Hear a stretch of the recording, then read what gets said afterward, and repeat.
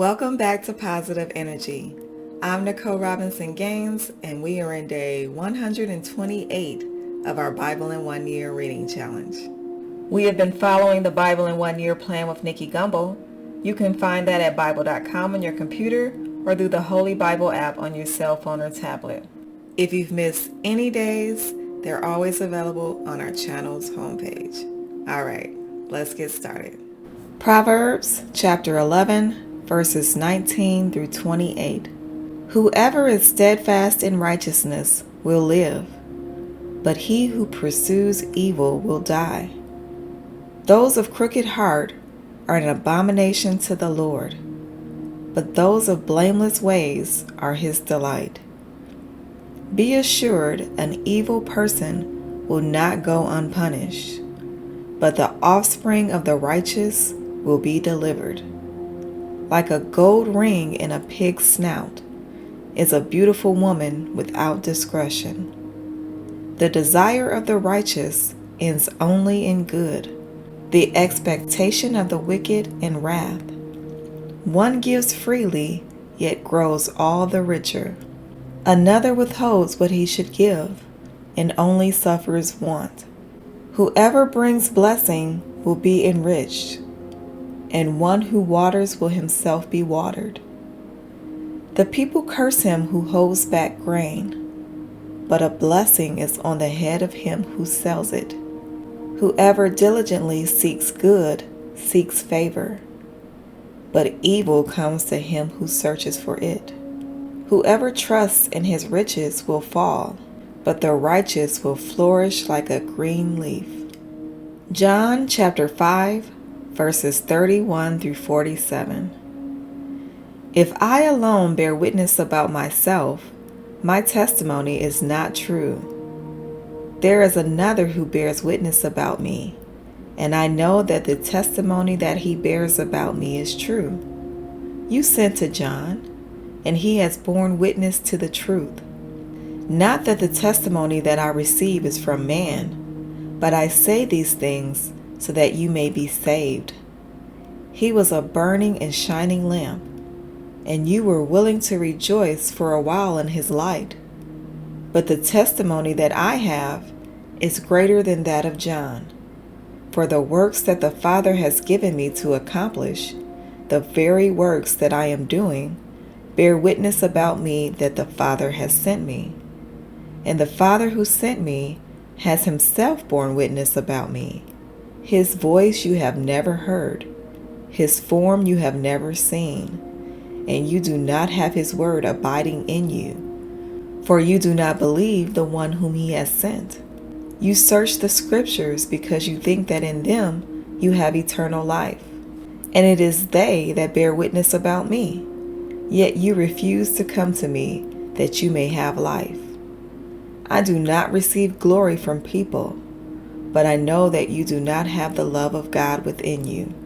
I have come in my Father's name, and you do not receive me. If another comes in his own name, you will receive him. How can you believe when you receive glory from one, and another do not seek the glory that comes from the only God? Do not think that I will accuse you to the Father. There is one who accuses you, Moses, on whom you have set your hope. For if you believed Moses, you would believe me, for he wrote of me.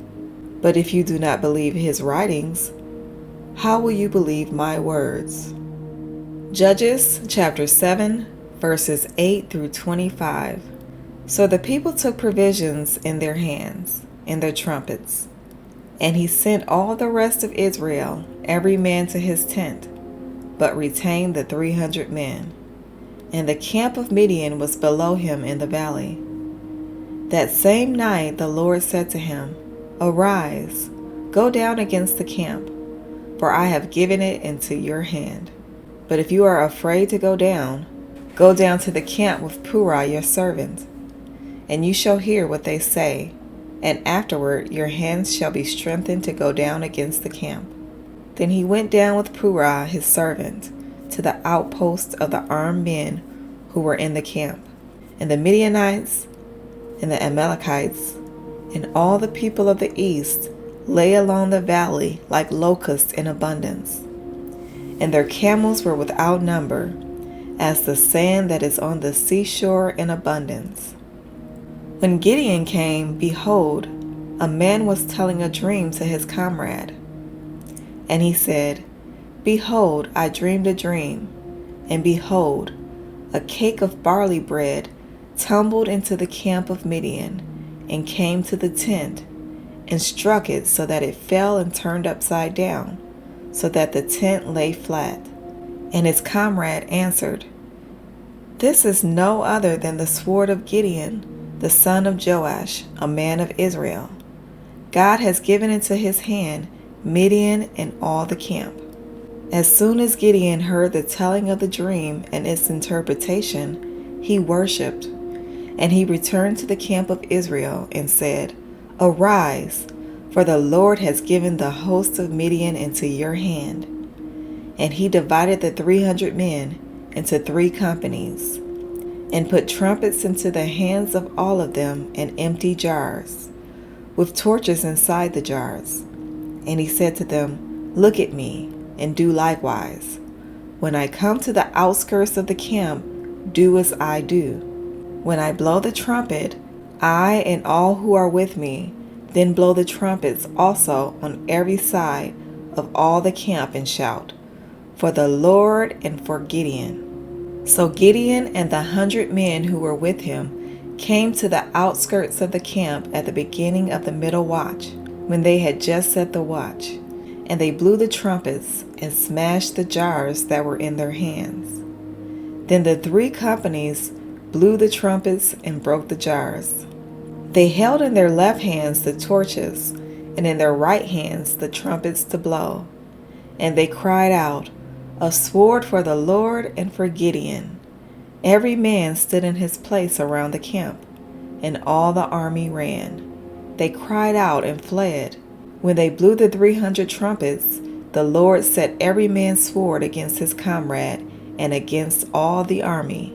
And the army fled as far as Bethshittah toward Zererah, as far as the border of Abel Meholah by Tabbath. And the men of Israel were called out from Naphtali, and from Asher, and from all Manasseh, and they pursued after Midian. Gideon sent messengers throughout all the hill country of Ephraim, saying, Come down against the Midianites, and capture the waters against them, as far as Beth-barah and also the Jordan. So all the men of Ephraim were called out, and they captured the waters as far as Beth-barah and also the Jordan. And they captured the 2 princes of Midian, Oreb and Zeeb. They killed Oreb at the rock of Oreb, and Zeeb they killed at the wilderness of Zeeb. Then they pursued Midian, and they brought the heads of Oreb and Zeeb to Gideon across the Jordan. Judges chapter 8. Then the men of Ephraim said to him, What is this that you have done against us, not to call us when you went to fight against Midian? And they accused him fiercely. And he said to them, What have I done now in comparison with you? Is not the gleaning of the grapes of Ephraim better than the grape harvest of Abiezer? God has given into your hands the princes of Midian, Oreb, and Zeeb. What have I been able to do in comparison with you? Then their anger against him subsided when he said this. And Gideon came to the Jordan and crossed over, he and the 300 men who were with him, exhausted yet pursuing. So he said to the men of Succoth, Please give loaves of bread to the people who follow me, for they are exhausted, and I am pursuing after Zebah and Zalmunna, the kings of Midian. And the officials of Succoth said, Are the hands of Zebah and Zalmunna already in your hand, that we should give bread to your army? So Gideon said, Well then, when the Lord has given Zebah and Zalmunna into my hand, I will flail your flesh with the thorns of the wilderness and with briars. And from there he went up to Penuel, and spoke with them in the same way. And the men of Penuel answered as the men of Succoth had answered. And then he said to the men of Penuel, "When I come again in peace, I will break down this tower." Now Zebah and Zalmunna were in Karkor with their army, about 15,000 men, all who were left of the army of the people of East, for there had fallen 120,000 men who drew the sword. And Gideon went up by the way of the tent dwellers east of Nobah and Jogbehah and attacked the army, for the army felt secure. And Zebah and Zalmunna fled, and he pursued them and captured the 2 kings of Midian, Zebah and Zalmunna, and threw all the army into a panic. Then Gideon the son of Joash returned from the battle by the ascent of Heres. And he captured a young man of Succoth and questioned him. And he wrote down for him the officials and the elders of Succoth, 77 men. And he came to the men of Succoth and said, "Behold, Zebah and Zalmunna, about whom you taunted me, saying, Are the hands of Zebah and Zalmunna already in your hand, that we shall give bread to your men who are exhausted?" And he took the elders of the city, and he took thorns of the wilderness and briers, and with them taught the men of Succoth a lesson. And he broke down the tower of Penuel, and killed the men of the city. Then he said to Zebah and Zalmunna, "Where are the men whom you killed at Tabor?" They answered, "As you are, so were they. Every one of them resembled the son of a king." And he said, "They were my brothers, the sons of my mother. As the Lord lives, if you have saved them alive, I will not kill you." So he said to Jether, his firstborn, "Rise and kill them."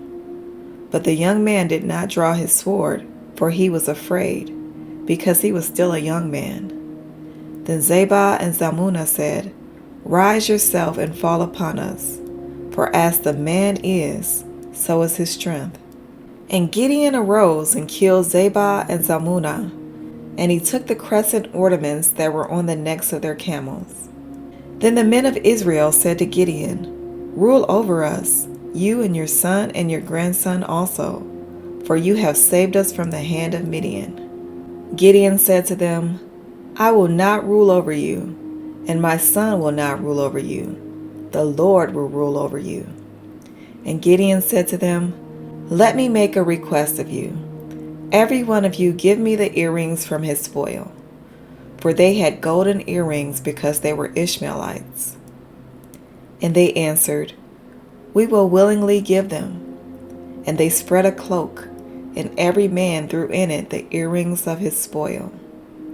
And the weight of the golden earrings that he requested was 1,700 shekels of gold, besides the crescent ornaments and the pendants and the purple garments worn by the kings of Midian, and besides the collars that were around the necks of their camels.